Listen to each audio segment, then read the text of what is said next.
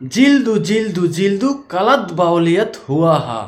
দর্শক, এই যে দোয়াটা আমি পাঠ করছি, এটা এমন একটা পাওয়ারফুল বশীকরণের দোয়া যে আপনি যদি এটা নিয়ম মতো পাঠ করতে পারেন, দেখবেন মাত্র 1 মিনিটের মধ্যেই আপনার ভালোবাসার ব্যক্তি আপনার প্রেমের পাগল হয়ে আপনার কাছে ছুটে আসবে, আপনায় ভালোবাসতে বাধ্য হবে। ইহা বহুবার পরীক্ষিত একটা বশীকরণ দোয়া। আপনারা প্রথমে একটা আনারের ফুল সংগ্রহ করবেন, যেটাকে অনেকে বেদানা ফুল নামেও চিনেন। আপনারা এই একটা আনারের ফুল আপনার হাতে নিয়ে এই দোয়াটি মাত্র 7 বার পাঠ করে এই আনারের ফুলের উপর মাত্র একটি মাত্র ফু দিবেন।